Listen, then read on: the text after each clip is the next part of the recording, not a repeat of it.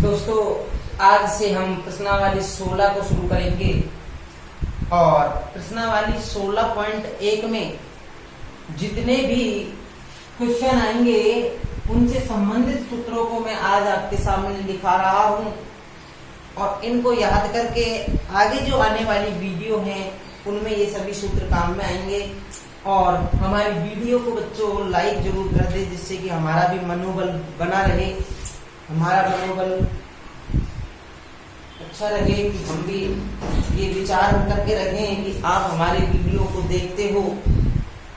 तो देखिए कि आज का पहला क्वेश्चन है, आपके सूत्र हैं कि सबसे पहले एक सूत्र लिखा देते हैं कि कमरे की 4 दीवारों का क्षेत्रफल, कमरे की 4 दीवारों,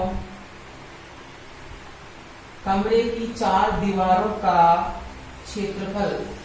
अब कमरे की 4 दीवारों का जब क्षेत्रफल की बात आती है तो इसका सूत्र होता है 2 गुना लंबाई प्लस चौड़ाई, 2 गुना लंबाई प्लस चौड़ाई गुना ऊंचाई। ध्यान रखने की बात है कि जब कमरे की 4 दीवारों का क्षेत्रफल आपसे पूछा जाए तो वहां आपको सूत्र लगाना है 2 गुना लंबाई प्लस चौड़ाई गुना ऊंचाई। और इसको अच्छी तरीके से याद कर लो, जिससे कि आने वाले अगले सवालों में आपको ये प्रश्न, ये सूत्र काम में आए।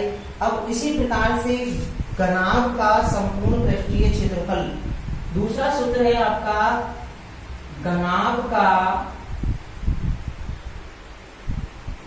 संपूर्ण पृष्ठीय, घनाभ का संपूर्ण पृष्ठीय क्षेत्रफल। अब देखिए कि घनाभ का जब संपूर्ण पृष्ठीय क्षेत्रफल होगा तो उसका सूत्र है 2 गुना कोष्टक लंबाई गुना चौड़ाई प्लस चौड़ाई गुना ऊंचाई प्लस ऊंचाई गुना लंबाई। ये आपका सूत्र होगा कि घनाभ का संपूर्ण पृष्ठीय क्षेत्रफल का सूत्र क्या होता है। तो उसके लिए आपको जवाब देना होगा 2 गुना कोष्टक लंबाई गुना चौड़ाई प्लस चौड़ाई गुना ऊंचाई प्लस ऊंचाई गुना लंबाई। या फिर अपन अंग्रेजी में इस सूत्र को लिखते हैं तो 2 into NB plus BH plus HN।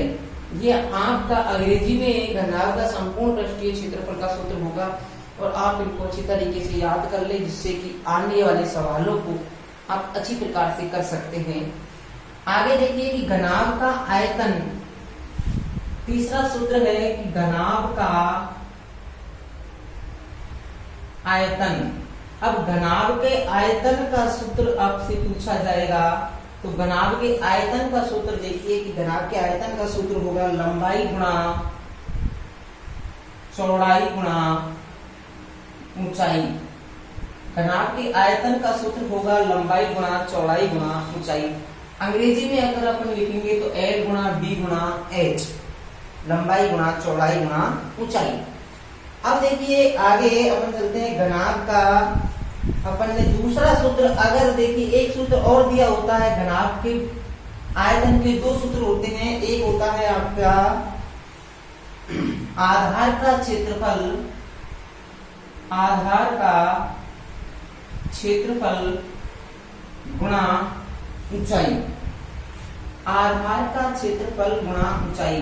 अब देखिए आधार का क्षेत्रफल गुणा ऊंचाई क्यों होता है तो मैं आपको बता देता हूं कि ये आधार है, घनाभ का जो आधार होता है वो आयताकार होता है और आयत का क्षेत्रफल का सूत्र होता है लंबाई गुणा चौड़ाई। तो इसको भी कह सकते हैं कि आधार का क्षेत्रफल गुणा ऊंचाई घनाभ का आयतन का सूत्र होता है। और इसी प्रकार से आगे चलेंगे तो घनाभ का विकर्ण अपन को याद करना हो, चौथा सूत्र है घनाभ का विकर्ण।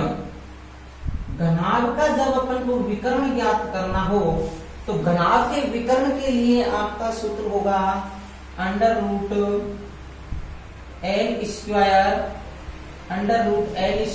Plus B square plus H square, यानी लंबाई स्क्वायर प्लस चौड़ाई स्क्वायर प्लस ऊंचाई स्क्वायर।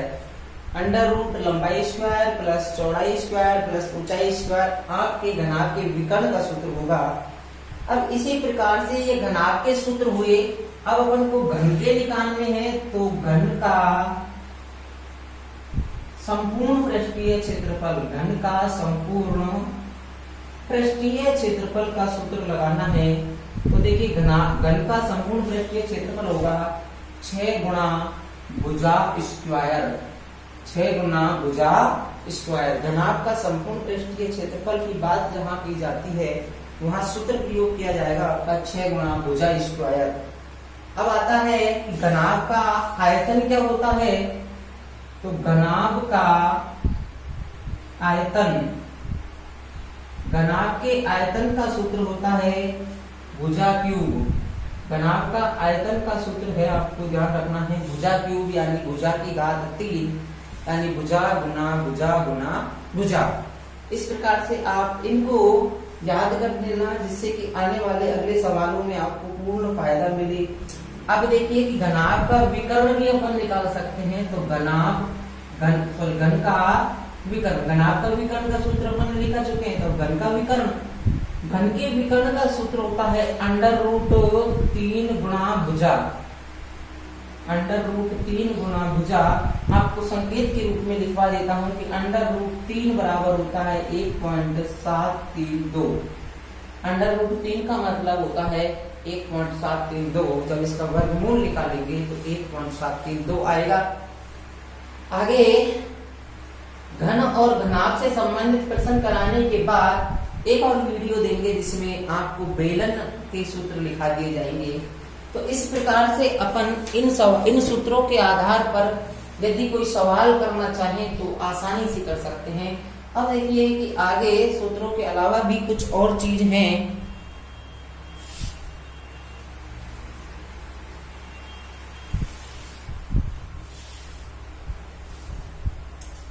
इन सूत्रों को याद करने के बाद अपन को 2-3 नियम भी याद रखने हैं। कि देखिए कि पहला नियम है आपका, जब किसी वस्तु से, मैं आपको लिखाऊंगा नहीं, सिर्फ बोल के ही बता दूंगा। पहला नियम, जब किसी वस्तु से दूसरी वस्तु बनाई जाती है, जब किसी वस्तु से दूसरी वस्तु बनाई जाती है तो वहां आयतन निकाला जाता है, आयतन निकाला जाता है। अब आपसे वस्तुओं की संख्या से संबंधित प्रश्न पूछा जाएगा। तो जिस वस्तु से अपन को कोई वस्तु, नई वस्तु बन रही है, यानी पुरानी वस्तु से नई वस्तु बनती है, तो पुरानी वस्तु के आयतन में नई वस्तु के आयतन, नई वस्तु के एक नई वस्तु के आयतन का भाग दे देते हैं। तो अपन इस प्रकार से प्राप्त कर लेंगे। अब बात आती है कि घन और घनाभ। अब देखिए घन और घनाभ के लिए 2 शब्द हैं, घन और घनाभ। अब घन और घनाभ दोनों ही जो आकृतियां हैं, आपको बता देते हैं कि दोनों ही आकृतियां षटफलकीय आकृति होती है।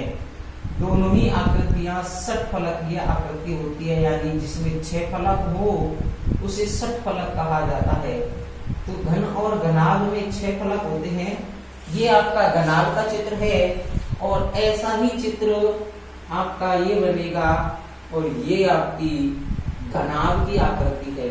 सिर्फ घन और घनाभ में आपसे अंतर की बात करी जाए तो ये ध्यान रखना है कि ऐसा घन की परिभाषा के बारे में बात की जाए तो घन की परिभाषा होगी ऐसा षटफलकीय है, ऐसा ठोस षटफलकीय आकृति जिसके सभी पृष्ठ वर्गाकार हो, वह घन कहलाएगा।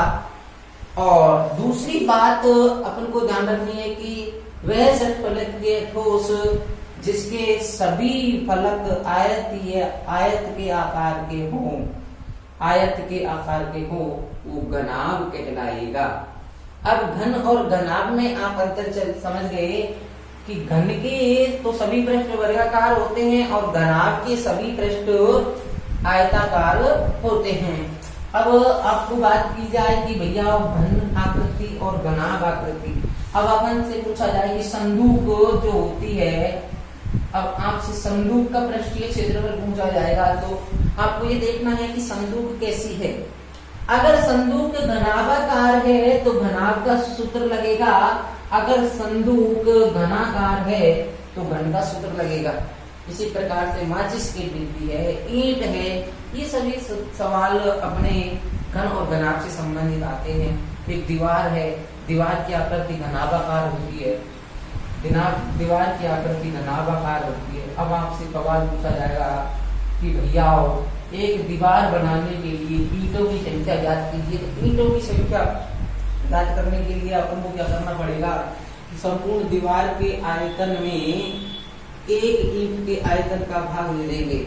जब अपन से ईंटों की संख्या की बात की जाएगी तो वहां संपूर्ण आयतन में एक ईंट के आयतन का भाग दे देंगे तो दीवार में ईंटों की संख्या प्राप्त हो जाएगी।